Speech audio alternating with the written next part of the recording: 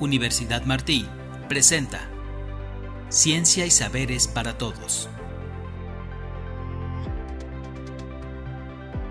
Hola comunidad, bienvenidos sean todos a su podcast de ciencias favorito, Ciencia y Saberes para Todos, el cual es un espacio dedicado a la ciencia, la tecnología, el medio ambiente y el desarrollo sustentable. Este espacio es donde podremos escuchar a los expertos en diferentes temas que nos ayudarán a entender las dinámicas sociales, económicas y ambientales.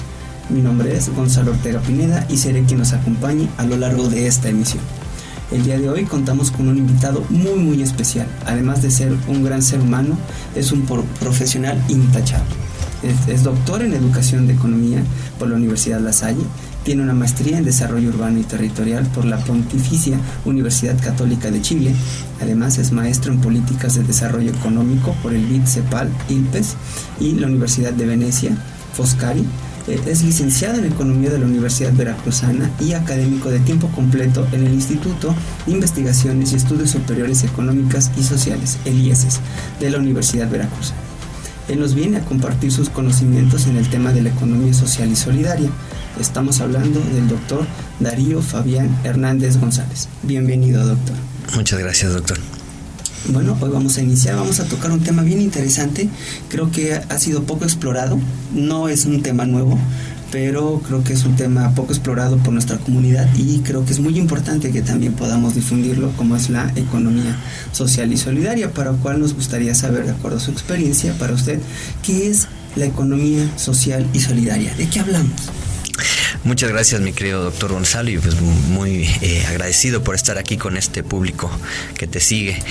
Pues la economía social y solidaria es un paradigma emergente, lo llamamos así porque es una alternativa a otros modelos y programas de desarrollo, no solo públicos, sino también de conciencia social. Sobre todo este paradigma emergente es cultural, es la principal característica de la economía social y solidaria, es un tema histórico, cultural, que tiene varias fuentes de donde se nutre, de donde existe. La economía social y solidaria surge principalmente en Europa en los años 60, 70, finales de los 70, se consolida con muy apegado a la doctrina social de la Iglesia Católica. Entonces, aunque mucha doctrina, muchas personas que se declaran no creyentes o ateas, o muchas personas del pensamiento teológico protestante siguen a la economía social y solidaria, originalmente tiene ese punto de inicio en los finales de los 70 con un francés que se llama François Perrault, que es un economista muy interesante que empezó a hablar de los modelos microeconómicos, macroeconómicos, pero sobre todo culturales de la economía. Ahí estamos hablando de que es una cuestión cultural y este paradigma es una forma de ver y de concebir también cómo es que nos estamos desarrollando, no nada más, o corríjame si me equivoco, desde la visión de esta forma en que estamos acostumbrados a realizar un proceso de negocio, pero creo que va más allá. No nada más nos estaríamos hablando de las cuestiones financieras como normalmente asociamos, creo que de forma errónea cuando hablamos de economía, muchas veces solamente estamos pensando a cuestiones de bolsillo, compra, venta, dinero. Creo que la economía es una ciencia muy amplia. Y aquí el tema de la solidaridad, estaríamos hablando también de cooperativismo, ¿no? De ayudarnos, de cómo podríamos generar más oportunidades para cada una de las personas. No sé si está bien o... Es correcto, mi querido doctor. Muchas veces se piensa que la economía social y solidaria es subsidiaria, y ese es un pensamiento totalmente equívoco. La economía social y solidaria más bien es un modo alternativo, por eso es emergente, de generar bienestar, riqueza y valor. Su función principal, evidentemente, no es el enriquecimiento exponencial, sino más bien tiene un objetivo de redistribución, y para ello necesita mucho conocimiento científico técnico para poder tener elementos de redistribución más justa de la riqueza, por eso se vale también de algunos elementos de la economía clásica, neoclásica, keynesiana, post-keynesiana, y tiene algunos elementos para la mejora del trabajo. Es un elemento neutro entre la economía centralizada, planificada, más de corte comunista o socialista, y está aparte también del esquema más de economía ultranza, más liberal y neoliberal. Bajo esta idea, entonces, es como estar en un punto intermedio entre estos esquemas que tenemos actualmente de economía, que es estos procesos económicos que son como índices a una forma de ultranza también, pero que buscan el enriquecimiento, o que se está fomentando el enriquecimiento de una sola persona, de un pequeño grupo nada más, que al final del día son los que tienen el poder económico, financiero, social también, ¿no? Incluso muchas veces, por desgracia, medioambiental de las diferentes regiones, desplazando a estas pequeñas comunidades, a los pequeños productores que no tienen estas oportunidades. Bajo esta idea, entonces, aquí me surge la pregunta, es si esta economía social y solidaria es realmente una alternativa para poder distribuir adecuadamente la riqueza, es una alternativa para poder fomentar un desarrollo económico bajo estos esquemas también de la sustentabilidad, o es solamente una tendencia que estaríamos impulsando. Qué buena pregunta, doctor, porque tiene un origen histórico, y es importante reconocer que la economía social y solidaria, aunque se genera en Europa occidental, tiene varios elementos que la hacen muy particular en América Latina. Uno de ellos es la historia, es un proceso histórico. Aún hoy día en las economías latinoamericanas existe el tianguis, existe el tequio y algunas otras tipologías de mercado. Esos mercados no existen en la literatura de lo que vemos en ciencia en las facultades, institutos de economía, de negocios, de administración y otros esquemas. Esos son como si no existieran, y es una economía muy fuerte. De hecho, la central de abastos mueve más recursos y más dinero que la Bolsa Mexicana de Valores, y están ahí cerquita, ¿no? Y esas economías son economías alternativas, son históricas, el tianguis, el tequio, y otras formas de intercambio y de trueque que son sumamente rentables, que dan formas de vida muy importantes, sostienen a una gran parte de la población en América Latina, y que son muy poco estudiadas en la literatura, que es más de corte anglosajón, que también tiene tipos de economía social y solidaria que no son los latinoamericanos o los europeos. O sea, hay una economía social y solidaria europea, otra más de tipo anglosajón norteamericano, otra más de tipo anglosajón europeo, y una más de tipo latinoamericano. Nosotros coincidimos más con Italia, Francia, pero no somos iguales tampoco. Tenemos otros esquemas de economía social y solidaria. La economía social y solidaria latinoamericana tiene su fuente europea, griega, latina, igual que todos. Tiene su fuente originaria de los pueblos precolombinos, y tiene una fuertísima influencia de los movimientos sociales de base de América Central. Estamos hablando de la teología de la liberación, del pensamiento de la liberación, que es diferente, lo que le hace muy particular a la economía social latinoamericana, social y solidaria latinoamericana, que la europea o anglosajona. Okay, entonces aquí bajo estas ideas, hay una economía social y solidaria, digamos que para cada región del planeta, y qué bueno que lo mencionas, porque podríamos entender que son elementos, o que es un concepto, una idea, una forma de generar riqueza también, que puede ser que fue exportada, ¿no?, de Europa, de Estados Unidos, y que la aplicamos. Pero bajo este contexto, entonces, América Latina, toda América Latina ha desarrollado estos esquemas, ¿no? Pensemos en nuestros pueblos originarios, donde se hacía trueque, donde se tiene estos intercambios, y de alguna forma ellos ya estaban generando estos desarrollos de economía social y solidaria. Y mencionabas algo bien importante también: en las escuelas eso no nos los enseñan. Yo recuerdo cuando estaba estudiando en el área administración de empresas, cuando teníamos la materia de economía, nunca nos hablaron del tequio, nunca nos hablaron del trueque, no nos decían que esto también es una forma de economía, sino que todo lo contrario, ¿no? Decíamos, es que aquí ¿dónde está la utilidad? ¿Dónde está la ganancia? ¿Dónde está la riqueza? Y creo que es muy importante que las escuelas, las universidades, los bachilleratos, volteemos la mirada y podamos ver estas otras formas de producción, estas otras formas de intercambio, ¿no?, de materia, de mercancías, que se genera riqueza, pero no tal vez como estamos acostumbrados o como nos han dicho que tenemos que generar riqueza que se tiene que ver reflejado en nuestra bolsa, ¿no? Pero ¿dónde dejamos la parte cultural? El uso de estas mercancías, ¿no? Y aquí en Veracruz, no sé, pongo el ejemplo que fue muy sonado cuando se estaban haciendo estas monedas, el tumín, ¿no? Que tuvo muchas críticas que decían es que quiere romper el sistema bancario y el sistema financiero y se hace trueque, ¿no? Solo que aquí están utilizando una forma de intercambio más comunitaria. No sé ahí cómo lo podríamos analizar desde esta visión de la economía social.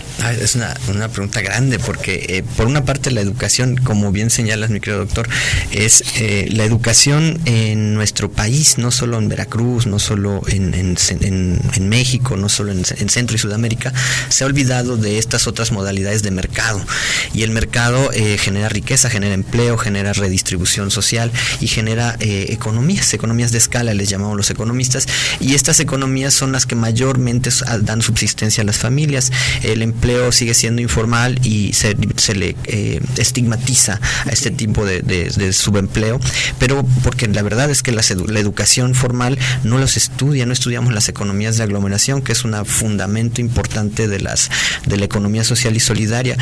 Aquí cerca de Jalapa, tú conoces perfectamente Naulinco, San Miguel Aguazuelos, Monteblanco, Totalco, y estos comunidades que son economías de aglomeración artesanales, que hacen zapato, que hacen ramos de novia, o sea, quinceañera, que hacen algún producto en particular, esa es su base económica, y bueno, generan encadenamientos, suministros, pegamentos, tintas, suelas, maquinaria, equipo y herramientas que están desarticulados porque los encargados de las empresas, de los negocios, de la educación, ni siquiera nos interesa o no los comprendemos porque eso no viene en el libro. Sí. Esa es la primera parte. Y la segunda parte, el tema monetario. El tumín es padrísimo porque existe en la zona norte del estado de Veracruz. El tumín, de hecho, no es una palabra. Mucha gente piensa que es una palabra náhuatl o totonaca, y no, es árabe. El tumín existía ya antes lo trajeron y lo implantaron. La verdad no tengo bien claro quién fue, pero quienes lo manejan y lo controlan y lo saben, como bien dices, es una moneda que está no solo estigmatizada, sino está penalizada, porque lo único que puede emitir moneda es el Banco Central, en este caso Banjico, y en México, y está sancionada. Sin embargo, el Bitcoin no lo está, y es una paradoja de nuestro sistema económico, porque se permiten cosas y se inhiben cosas. Normalmente se es más estricto y más rudo con la economía social y solidaria, ¿sí?, que no es tan estudiada, porque no se conoce, como otras economías más de corte neoliberal como el Bitcoin, ¿no? Sí, ahí fíjate que el tema del Bitcoin, yo creo que sí estamos hay una desventaja, y aquí me surge una pregunta bien importante en el cual tendríamos que decir, pero ¿por qué? ¿Por qué al Bitcoin y por qué al tumín no? ¿Por qué se fomenta más un tipo de economía más rampante, un tipo de economía donde se busca la riqueza y la aglomeración de esta riqueza y no la distribución?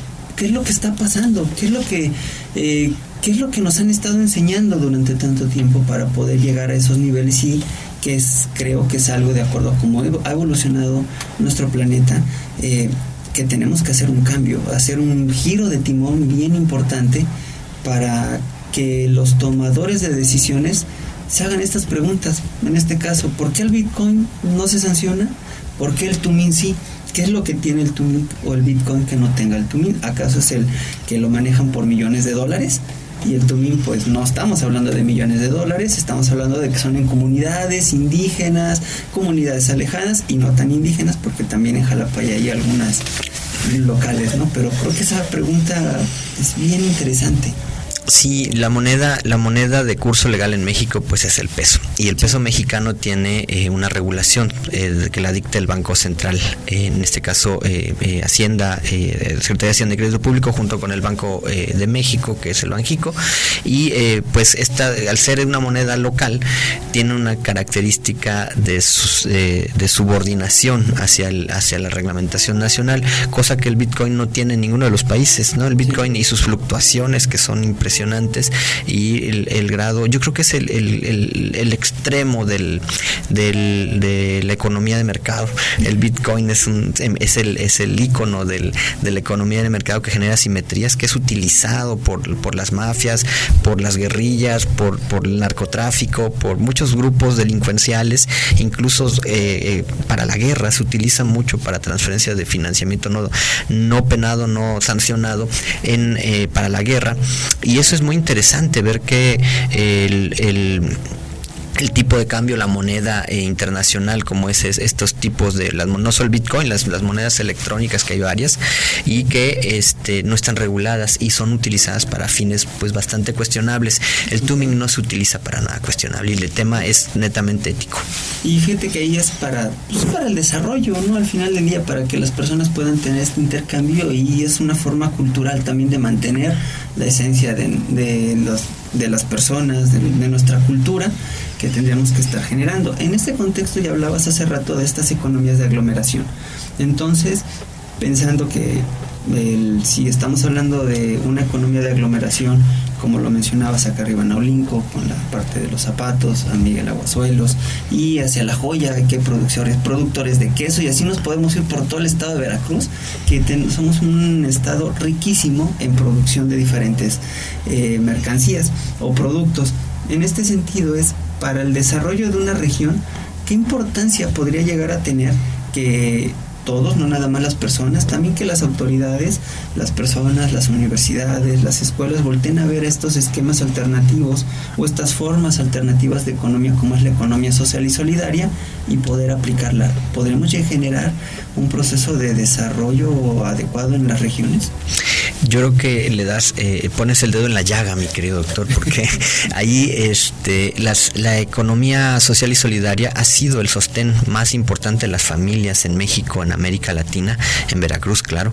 Es de los que producen zapatos en Aulinco, los que producen quesos en La Joya, de estas economías de aglomeración que, por ejemplo, en Querétaro han sido un éxito con el tema del desarrollo vitivinícola, que es una aglomeración de pequeñas casas productoras de vino, y esta generación de riqueza y de valor es economía social y solidaria. Son prácticas de economía social y solidaria que han sido orientadas, que han sido eficientes.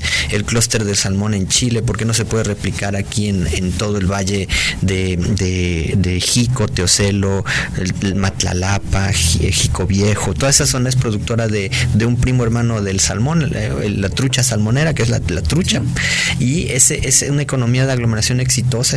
Tendría que implementarse modelos de economía social y solidaria, pero no existe la reglamentación. Yo tuve la oportunidad de trabajar en la ley artesanal de Veracruz, que salió hace 2 años, y pusimos economías de aglomeración. Es la primera vez en México que se habla en una ley de economías de aglomeración, y es increíble que se pueda, que no se haya tomado en cuenta antes. Bueno, por lo menos ese pequeño avance en la ley, que me tardé 18 años en lograrlo, fue muy importante. También la ley de planeación se modificó, porque la economía social y solidaria está muy vinculada a los procesos de planificación no centralizada, más bien democrática. Ok, ahí entonces, bajo estos esquemas de economía de aglomeración es importante que los volteemos a ver. Mencionabas el de la trucha, y el tema de que podríamos tal vez adoptar algunas cuestiones o tropicalizar, como normalmente decimos, ¿no?, de lo que está pasando en Chile y también acá hacia estas zonas de Jico Viejo, Coatepec, en estas zonas altas para la trucha, que es muy rica, pero no la encuentro todavía en las pescaderías. No es tan común como otras especies que vamos y estamos extrayendo del mar en grandes cantidades, y es que estamos generando un daño ecológico también en el mar, ¿no? Y hablando de estas economías también de lo que hace Chile, creo que podríamos tomar algunas cosas positivas, tomar lo mejor, pero también volteamos a ver cómo puede llegar a impactar también nuestros recursos naturales, ¿no?, el medio ambiente, y comprar estas truchas, ¿no?, que son muy nutritivas, que son más baratas incluso que un kilo de carne, ¿no?, que un kilo de res. Digo, no estoy en contra de los ganaderos tampoco, pero bajo estas condiciones económicas que tenemos, yo creo que podríamos buscar ahí un tema de nutrición y tal vez un poquito más económico. Sí, mi querido doctor, aquí estamos en una universidad muy bonita. Otras universidades públicas y privadas de la región han mostrado interés, pero no se han consolidado como generadores, gestores y promotores de estas economías sociales y solidarias, economías de aglomeración. No somos gestores, promotores. No hemos patentado quesos que tenemos únicos, no hemos generado esquemas de encadenamientos productivos con los productores de trucha, con los productores de queso. El queso, por ejemplo, nosotros somos sobreproductores de queso en México, pero somos deficitarios en quesos añejos. Los estudiantes, los académicos, los químicos, nutriólogos que trabajaran con estos queseros para producir, cambiar del esquema netamente fresco, no cerrarlo, pero generar un abanico de posibilidades con los quesos añejos, la trucha al vacío, como se empaca el salmón, o enlatado, o los vinos y licores también, para el desarrollo de productos locales y regionales. Eso es parte de la economía social y solidaria, pero el verdadero rezago de la economía social y solidaria viene de la falta de entendimiento de nuestros científicos, académicos y docentes, porque no hemos logrado entender que esa es la base de la economía de nuestro país y de América Latina. Muy bien, doctor, acabas de mencionar algo bien interesante y creo que varios tendríamos que voltear a ver de una forma crítica, ¿no? También hay que ser críticos con nuestra labor como docentes desde las universidades, pero eso lo vamos a hablar ahorita. Ya al regresar vamos a ir con nuestros patrocinadores y estamos de regreso, querida comunidad.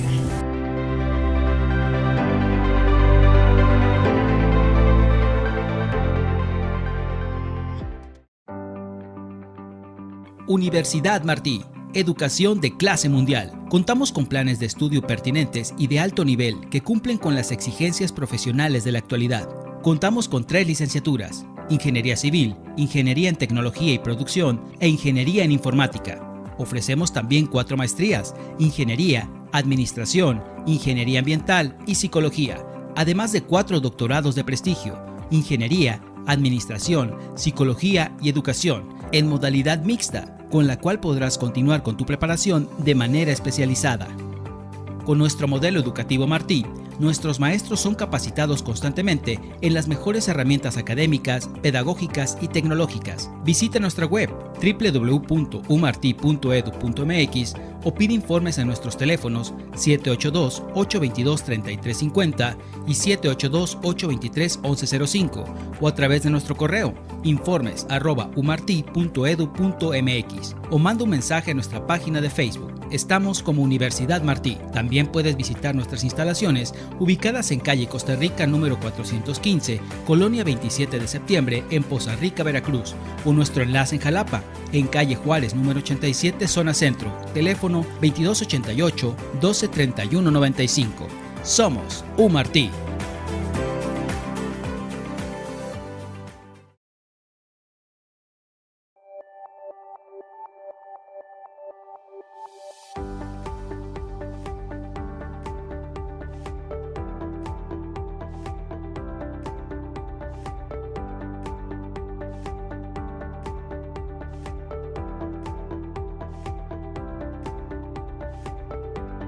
En secundaria y preparatoria Dr. Gavino Barreda nos encontramos de manteles largos, celebrando nuestros primeros 60 años.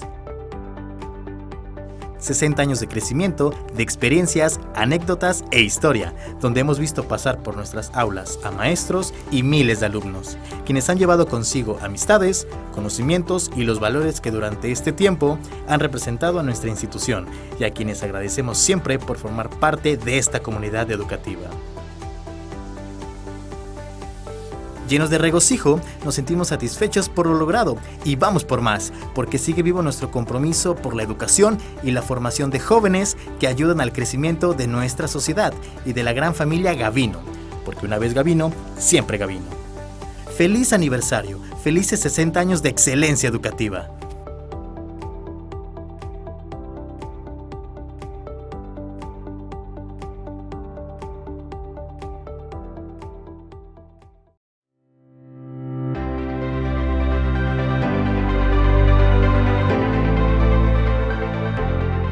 Querida comunidad, estamos de regreso aquí con el doctor Darío Fabián, que nos está hablando de economía social y solidaria. Y antes de irnos al corte, hablábamos de estas economías de aglomeración, hablábamos también de qué es lo que estaba pasando, qué alternativas podríamos tener en el caso de las truchas. Y bajo esta idea, me gustaría preguntarle, ¿qué tipo de proyectos de economía social y solidaria ha estado trabajando el doctor Darío en la región para fomentar esta economía alternativa?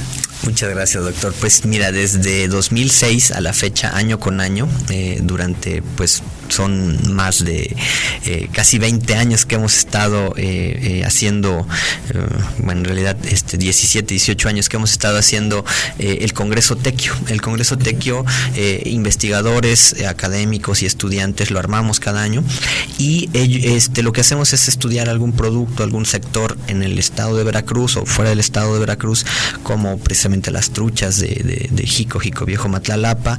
Hemos visto los procesos productivos, de ese desarrollo de marcas, de algunas cosas como las salsas, las conservas, los quesos, los zapatos, y de grandes economías de aglomeración importantes, históricas, que hay en el estado de Veracruz. Y lo que hacemos es que ese año se presentan tesis, se presentan artículos científicos, capítulos de libro, que de lo que se trabajó durante un año con ellos, con estas comunidades. Lo cierto es que pues participamos 300, 400 personas, casi siempre algunos invitados, pero los mismos, y hemos tratado de impactar cada vez más al sector productivo, artesanal, semimanufacturero, pero somos pocos los interesados en la economía social y solidaria en el Congreso Tequio, que este año va a ser en noviembre y se replica en varios. Ya aprovecho por el anuncio. Agradezco a la Universidad Martí, que también va a participar, a otras universidades como ya mencionaba el IBES, la Universidad Veracruzana, el Tecnológico, varios tecnológicos del estado van a participar, y pues invitamos a la comunidad estudiantil, académica y de investigación para que podamos ir ayudando a los que generan valor y riqueza. Eso es parte de la economía social y solidaria, fundamento, que las universidades, la ciencia, la tecnología, el conocimiento llegue y se mezcle con los carpinteros, con los herreros, con los fabricantes de conservas, de carnes, de quesos, de zapatos, de muebles. Fíjate, allí, bueno, para nosotros desde la Universidad Martí va a ser muy importante, y agradecemos que estos espacios, y yo creo que tenemos que fomentarlo esto entre nuestros alumnos. Es muy importante que lo vayan viendo. Yo creo que también como comunidad, ¿no? Desde las comunidades creo que tenemos mucho que aportar. Desde tu experiencia en este Congreso Tequio, que ya tuve la oportunidad de ir a un par de ellos, entonces es muy recomendable. Les recomiendo que cuando vayamos, encontramos productos muy ricos, hablando de quesos, hablando de truchas, pero también artesanías que no son tan fáciles de encontrar en algunos casos. Y en este contexto, entonces, nosotros como sociedad, si venimos de esta idea de estas economías clásicas, de estos cortes liberales, neoliberales, de acumulación de la riqueza, ¿cómo podemos hacer ese cambio, esa gestión para poder romper con estos esquemas y empezar a cambiar esos paradigmas, esas formas de ver el cómo podemos apoyar también nosotros a estos pequeños productores, ¿no? Qué bueno que mencionas esto, mi querido doctor, porque bueno, tú eres un apasionado del medio ambiente, la preservación de los recursos naturales. En tu trabajo público y privado, en tu labor académica, conozco que has impulsado mucho la conciencia ecológica, y creo que el pensamiento más de economía extractivista, más de economía más hegemónica, genera muchos desperdicios, mucho exceso de consumo de energía, muchos desechables, mucha contaminación, y eso es innegable. Nosotros en economía social y solidaria abogamos por pues jornadas laborales más humanistas, no tan extremistas para la acumulación. Pensamos en una economía más de tipo, hoy está de moda, esa sí es más moda, la economía circular, la economía naranja, la economía azul, la economía verde. Es válido este tipo de propuestas más de tipo anglosajón, pero buscamos también empatarnos, porque hay conocimiento conocimiento muy importante que se genera en estas áreas, y en Latinoamérica adaptarnos, generar también, reconocer que hay sistemas, el tema del agua en América Latina, en la América precolombina era mucho más eficiente que lo que tenemos hoy día, y también hay mucho que aportar de esta economía precolombina, que la asociamos con la economía social y solidaria, con el tianguis, para que contribuya no solo a una forma de vida más amable con el medio ambiente, más proclive, sino que también genera menos residuos, genera mejor bienestar, mayor bienestar, condiciones laborales más agradables, lúdico. La artesanía, lo bello, lo estético, lo rico, tiene que ver con una forma de vida más agradable, y no necesariamente tenemos que hacerlo con desechables y contaminantes. Fíjate que mencionas algo bien interesante. Entonces entiendo que esta economía social y solidaria va a impulsar también el desarrollo sustentable al final del día, ¿no? No hay que desligarlo, sino creo que al final pareciera que son caminos diferentes, pero se van entrelazando entre ellos al no generar estos desperdicios. Es cierto, al hablar de una economía circular, que ahorita se está impulsando también aquí en la región, a nivel nacional, creo que ya también estaban lanzando por ahí una ley de economía circular y varios modelos, pero al final del día todo va enfocado a la sustentabilidad, el poder aprovecharlo, el que nuestros artesanos puedan tener estos mercados. Y aquí sí quiero hacer un paréntesis. Por favor, querida comunidad, cuando vayan a las ferias, vayan a los pueblitos, vayan a visitar a cualquier lugar donde les vayan a vender una artesanía, algún producto que está hecho con las manos y con el corazón de nuestros pequeños productores, no les regateen. Creo que eso es lo peor que podemos hacer, no regateemos el trabajo que estuvieron haciendo. Muchas veces no vemos cuánto tiempo le dedicaron. Puede ser una pieza pequeña, pero tal vez hay meses de trabajo, ¿no? Desde cómo lo están ideando, cómo lo estuvieron trabajando con nuestras manos, el gusto, el cariño que lo dejan. No hay que regatear. Eso es lo que tendríamos que partir de ahí como sociedad, aprenderlo y no hacerlo, ¿no? Si no, vamos a estas grandes cadenas a regatear cuando hay descuentos, pero acá sí queremos regatear. Es algo que, querida comunidad, prohibido regatear, por favor. En este orden de ideas, ¿cuál sería la tendencia o hacia dónde está transitando la economía social y solidaria? ¿Se ha mantenido? ¿Ha habido evolución o no ha estado evolucionando? ¿O hacia dónde tendríamos que ir? ¿Hacia dónde está caminando estos esquemas de economía? Tú citaste las nuevas leyes que se han impulsado, la Ley de Economía Social y Solidaria, la transformación de... la Constitución lo contiene desde 1917, el artículo 25 constitucional que señala la forma de hacer economía, bienestar para una seguridad social. Ahí se cita y de ella derivan tanto la Ley de Economía Social y Solidaria y otras leyes como complementarias, como la Ley de Economía Circular, que son importantes para que sobre ese marco legal podamos apoyar para que haya presupuesto para las actividades económicas, presupuesto gubernamental y de la banca de desarrollo. Se requiere a nivel federal, a nivel estatal, que haya el símil de leyes. En Veracruz todavía estamos deficitarios de una ley de economía social y solidaria, o una ley de economía circular, o un reglamento o algo derivado que permita también el financiamiento, la comprensión. Las dependencias todavía, no solo la Secretaría de Desarrollo Económico y Portuario, sino la de Turismo, las dependencias gubernamentales todavía no logran comprender lo importante de estas economías sociales y solidarias, turísticas, productivas. El turismo de aventura no solo es ir al rafting, también se come, también se llevan artesanías. El turismo requiere de un montón de encadenamientos productivos que tienen que ver con lo que tenemos en nuestros países, en nuestros estados, en nuestras regiones y nuestras localidades. Que esos muebles, figuras de madera, figuras de cerámica, de barro, cosas que tienen valor, productos únicos, productos ingeniosos, productos éticos, estéticos, y que pueden ser gran parte del comercio, y que además, si son trabajados, estudiados, con tesis de grado, de licenciatura, de maestría y de doctorado, con artículos científicos, patentes y todo estos temas, cuando se logra esa conjunción de ciencia, sociedad, universidades y tecnológicos, la economía crece. Fíjate que ahí mencionas algo muy interesante, el tema de las patentes. Creo que somos una comunidad, también desde lo académico y desde lo productivo, que no patentamos nuestras ideas. No sé por qué, pero tal vez es el proceso, tal vez es que no se le está dando la importancia, pero ¿cuántas noticias hemos visto que ya la empresa X que viene de Europa ya patentó el telar o las figuras o las formas de algunos artesanos de cualquier parte de nuestra república y lo venden al 6 veces más caro en estas grandes eventos de moda? Pero cuando los ven dicen, oye, eso es lo que hacen nuestros indígenas, nuestros artesanos, pero no lo protegieron, y también desde estas leyes pues quedan totalmente expuestos, ¿no? Al final del día se están exponiendo a esta creación, y otros pues más abusados, más abusivos, diría yo, no abusados, más abusivos, aprovechan y dicen esto es mío, ¿no? Creo que desde ahí tendremos que empezar a trabajar en estas cuestiones éticas.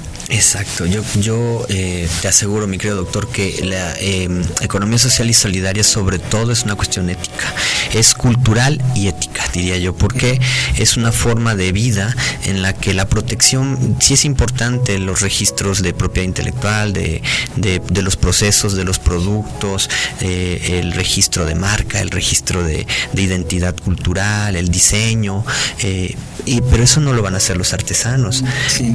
El gobierno estatal y federal, municipales, tienen poco conocimiento técnico, pero lo interesante es el alejamiento de las instituciones de educación superior, de las instituciones técnicas y universitarias, que no hemos dado ese paso tan importante a trabajar con nuestro sector productivo, con nuestro sector semimanufacturero y artesanal, para generar diseños, patentes, campañas publicitarias, maquinaria, equipo, ingenierías, mercadotecnia, derecho con el tema del registro público.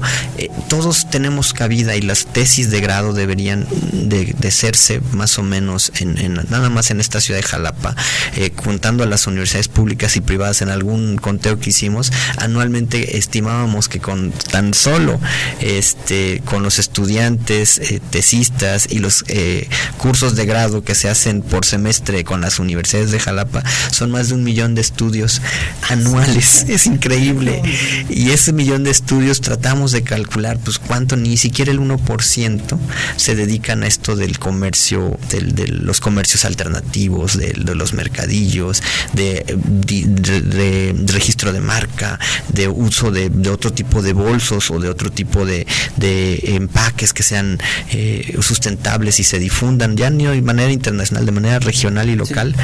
Sí. No hay, la universidad, la educación actual está sumamente desligada de los procesos de vida cotidiana. De que ahí yo creo que está el detalle, es en la vinculación que estamos haciendo desde el sector productivo, la universidad y también el sector social, porque hay muchas agrupaciones y asociaciones que tienen ganas, quieren hacer, pero a veces no conocen bien los procedimientos, la cuestión técnica que pasa en todos lados, que muchas veces las universidades son los que están nutriendo estos elementos y estos conocimientos, pero no los estamos mandando, y la vinculación ni con estos grupos sociales ni con el sector productivo a pequeña escala, porque normalmente casi siempre pensamos ¿a dónde vamos a mandar a nuestros alumnos? A que vayan y que aprendan a la empresa internacional, que vean los procesos, que vean y muchos también de estos espacios son muy reducidos, no es que tengan espacio para que puedan ir a hacer prácticas todos los alumnos, pero no estamos volteando a ver lo que hay a nuestro alrededor. No, Linco, ¿cuántos zapateros hay? ¿Cuántos zapateros requieren hacer un estudio un análisis de procedimientos para mejorar, de cuestiones de calidad, de imagen, de mercadotecnia?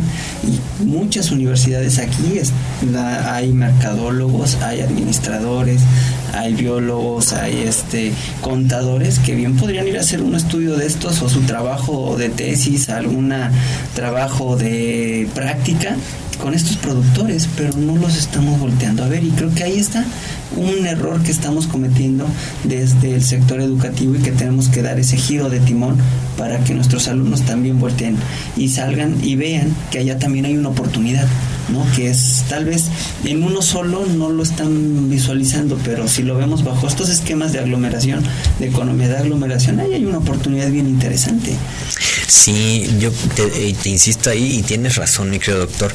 El tema es más cultural, una cultura universitaria diferente, una cultura tecnológica diferente, en la que pues la herramienta, la maquinaria, el uso de energías alternativas en la fabricación de muebles, en la fabricación de zapatos, en la fabricación de quesos, en la fabricación de embutidos, de licores, todo lo que se envasa, el envase, el producto, el proceso, el tema de la organización administrativa, los recursos humanos, el tema salarial, el tema legal, el tema contable, el tema fiscal. Todos esos temas deberían de ser lo que se discute en nuestras aulas tecnológicas y universitarias, desde el bachillerato y desde la educación media, superior y superior. Deberían ser temas de debate, cómo que comemos, qué tanto somos autosuficientes para abastecernos de frutas, verduras, hortalizas, carne, huevo, y todos los nutrientes que requerimos, el uso del agua, el uso de las energías. Esos deberían ser los debates del aula, y estamos lejos de poder establecer esta nueva forma de economía. La economía social y solidaria es una reflexión profunda que se está cada vez haciendo más científica, más técnica, y creo que en pocos años veremos fruto de estos esfuerzos que llevan décadas. Bueno, y creo que aquí tenemos aquí invitado a un impulsor muy fuerte aquí de estos temas en la región, el tema de la economía social y solidaria, y pues nos gustaría conocer, por ejemplo, qué es lo que están haciendo, algún ejemplo de estos estudios, de estos trabajos en el tema del tequio, ¿no? Que ya nos decías de la feria que se hace artesanal, y por ejemplo, doctor, ¿cómo hace usted que sus alumnos puedan irse inmiscuyendo? Porque al final del día, con su experiencia, creo que podemos aprender también otros docentes que nos están escuchando y otros alumnos que nos están escuchando, de decir, oye, profe, escuché esto y creo que podemos ir para allá, o el maestro decir, oye, lo escuché y creo que podríamos replicarlo en tal región del estado de Veracruz, por ejemplo, ¿no? Fíjate que esto es importante, no se puede trabajar solo. Sí. Nosotros, además del Congreso Tequio que se hace año con año, tenemos la red Vitae Vida. Vitae Vida, por lo que tú señalabas, mi querido doctor, B de vinculación, I de investigación, D de docencia, A de autoorganizada, vida. La red Vitae Vida lo que hace es conglomerar a varios académicos y estudiantes de diferentes áreas. Trabajamos de manera transdisciplinar. Hay, por ejemplo, en el norte del estado de Veracruz, en la zona de Acayuca, en Poza Rica, de la Universidad Veracruzana, el doctor Alejandro Retureta trabaja con productores agropecuarios bajo este esquema de economía social y solidaria. Tiene un vivero y empieza a desarrollar plántulas para la producción de hortalizas, de plantas de ornato, y haciendo un esfuerzo muy grande ahí en FISPA de la UB, el doctor Retureta, que ha hecho ya tequios y ha hecho congresos con artesanos y productores, pero él se enfoca más al agro, en la zona, de Acayucan, en Coatzacoalcos. En la zona de Poza Rica está Alejandro Marquina, que trabaja el Congreso Tequio, la economía social y solidaria, desde la ingeniería mecánica. Desarrolla prototipos, temas con ciencia dura. Sus tesis doctorales han sido sobre el uso de materiales alternativos, no contaminantes, polímeros que no son contaminantes, y él trabaja desde esta hora más técnica.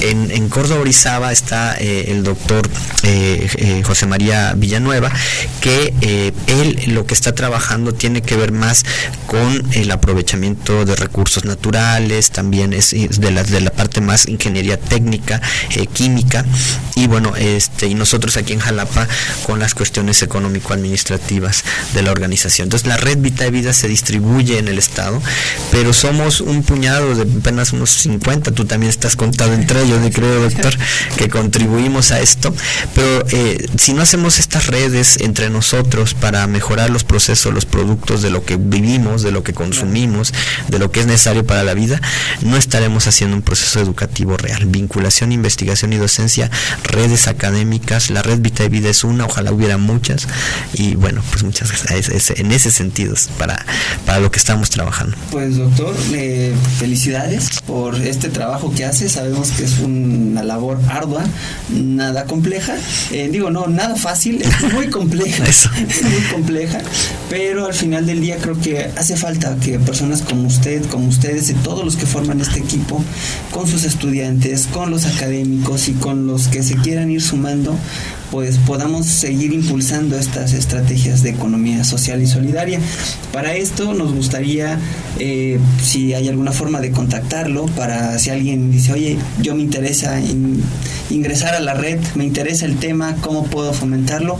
¿Algún contacto, correo, teléfono? Sí, tenemos la página del Congreso Tequio, es www.ub.mx/congreso-medio Tequio. Ahí hay algunos correos, algunos teléfonos de enlace. Mi correo es dar Hernández, todo junto con minúsculas, darhernandez@ub.mx. Muchísimas gracias, doctor. Y es así como hemos llegado al fin de esta emisión, en el cual estuvimos dialogando con el doctor Darío Fabián sobre la economía social y solidaria. Muy bien, yo creo que sin duda aprendimos mucho el día de hoy. Sobre todo creo que nos llevamos una idea de reflexionar sobre nuestro hacer, nuestro actuar, en cómo estamos consumiendo, cómo estamos produciendo y yo qué puedo hacer para poder fomentarlo. Muchas gracias, doctor, por acompañarnos. Les recuerdo, querida comunidad, que estén pendientes en la siguiente emisión de su podcast Ciencia y Saberes para Todos. Es un espacio para dialogar y compartir. Nos escuchamos y nos vemos la siguiente semana. Muchas gracias, doctor, que tenga buen día. Muchas gracias, doctor. Muchas gracias, Universidad Martín.